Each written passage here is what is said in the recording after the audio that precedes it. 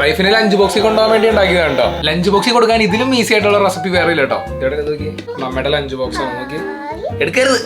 Deep fry ഒന്നും ചെയ്യാണ്ട് ഒരു അടിപൊളി സ്വീറ്റ് ആൻഡ് സ്പൈസി ചിക്കന്റെ റെസിപ്പിയാണ് നമ്മൾ ചെയ്യാൻ പോകുന്നത്. സംഭവം ഞാൻ എയർ ഫ്രയറിലാണ് ഉണ്ടാക്കിയത്. വളരെ ഈസി ആയിട്ട് ചെയ്യാൻ പറ്റിയ ഒരു കിഡിലെ റെസിപ്പിയാണ്. Let's go. ഞാനിവിടെ 2 ചിക്കൻ ബ്രസ്റ്റ് ചെറിയ ക്യൂബുകളായിട്ട് അരിഞ്ഞെടുക്കുന്നുണ്ട് കേട്ടോ. 2 പച്ചമുളക് ഒന്ന് ചെറുതായിട്ട് സ്ലൈസ് ചെയ്തിട്ട് ഈ ചിക്കനിലേക്ക് ഇട്ട് കൊടുക്കാം. ഈ കാണുന്നത് എന്റെ ഫേവറേറ്റ് സിറാച്ച ഹോട്ട് സോസ് ആണ് കേട്ടോ. ഇതേ ബ്രാൻഡിന്റെ തന്നെ കിട്ടുവാണെങ്കിൽ അടിപൊളി ടേസ്റ്റ് ആയിരിക്കും കേട്ടോ. ഞാനിവിടെ ഏകദേശം 3 ടേബിൾ സ്പൂണോളം ഒഴിച്ചു കൊടുക്കുന്നുണ്ട്. പിന്നെ 1 ടീസ്പൂൺ ജിഞ്ചർ ഗാർലിക് പേസ്റ്റും 2 ടേബിൾ സ്പൂൺ കെച്ചപ്പും എന്നിട്ട് 1 ടേബിൾ സ്പൂൺ കോൺസ്റ്റാർച്ചോ കോൺഫ്ലവറോ ഇട്ട് മിക്സ് ചെയ്ത് എയർ ഫ്രയറിൽ 220 ഡിഗ്രി സെൽഷ്യസിൽ 10 മിനിറ്റ് വെക്കണം കേട്ടോ. ഒരു സൈഡ് കുഴപ്പമില്ലാണ്ട് മൊരിഞ്ഞ് വന്നിട്ടുണ്ട്. ഇനി അപ്പുറത്തെ സൈഡും 10 മിനിറ്റ് 220 ഡിഗ്രി സെൽഷ്യസിൽ വെക്കാം കേട്ടോ. ഈ ഒരു മൊരിഞ്ഞ കളർ കിട്ടി കഴിയുമ്പോൾ നമുക്ക് എടുക്കാം കേട്ടോ. കുക്കായോ ഇല്ല എന്നുള്ള ഡൗട്ട് ഉണ്ടെങ്കിൽ ഒരു പ്രോബ് വെച്ച് ചെക്ക് ചെയ്താലും മതി കേട്ടോ. ഇന്റർണൽ ഒരു 165 ഡിഗ്രി ഫാരനൈറ്റ് ആയിരിക്കും കേട്ടോ. ഇനി ഒരു തണുത്ത പാനിലേക്ക് 2 ടേബിൾ സ്പൂൺ സോയ സോസ് ഒഴിച്ചു കൊടുക്കാം. 2 table spoon dark maple syrup, നിങ്ങൾക്ക് വേണമെങ്കിൽ ഹണി ആണെങ്കിൽ ഒഴിച്ചു കൊടുത്താൽ മതി കേട്ടോ. 1 ടേബിൾ സ്പൂൺ നമ്മുടെ സിറാച്ച സോസ്, 2 ടേബിൾ സ്പൂൺ കെച്ചപ്പ് ഇട്ട് നല്ലോണം മിക്സ് ചെയ്തിട്ട് പാൻ നേരെ സ്റ്റൗ ടോപ്പിലേക്ക് വെച്ചിട്ട് നമ്മൾ ആ എയർ ഫ്രൈ ചെയ്ത് ചിക്കൻ അങ്ങോട്ട് ഇട്ട് കൊടുക്കുക കേട്ടോ. എന്നിട്ട് ഒരു മീഡിയം ടു ഹൈ ഹീറ്റിൽ ഇട്ടിട്ട് 2-3 മിനിറ്റ് കഴിയുമ്പോൾ ഇതേപോലെ പെരണ്ടു വരും കേട്ടോ. അപ്പൊ ആ സോസ് ഒക്കെ ഒന്ന് റെഡ്യൂസ് ആയി വരുമ്പോൾ നമുക്ക് എടുക്കാം കേട്ടോ. ഇത്രയുള്ള സംഭവം ലഞ്ച് ബോക്സിലൊക്കെ എളുപ്പത്തിൽ ഉണ്ടാക്കി കൊടുക്കാൻ പറ്റിയ ഒരു അടിപൊളി റെസിപ്പിയാണ്. പിന്നെ ഗാർണിഷിനായിട്ട് ഞാൻ 2 സവാള മുളപ്പിക്കാൻ വെച്ചതിൽ നിന്ന് കുറച്ച് ഗ്രീൻ ഓണിയൻ എടുക്കുന്നുണ്ട് കേട്ടോ. അതൊന്ന് ചെറുതായിട്ട് ഡൈസ് ചെയ്തിട്ടേ നമ്മുടെ ചിക്കന്റെ മേളിലേക്ക് ഇട്ട് കൊടുക്കാം. പിന്നെ വേണമെങ്കിൽ കുറച്ച് സെസമി സീഡും കൂടി ഇട്ടിട്ട് നമുക്ക് ഫിനിഷ് ചെയ്യാം കേട്ടോ. പിന്നെ പുള്ളിക്കാരിക്ക് ഞാൻ ടേസ്റ്റ് ചെയ്യാൻ കൊടുത്തപ്പോൾ ഭയങ്കര ഇഷ്ടമായിട്ടോ പറഞ്ഞത്.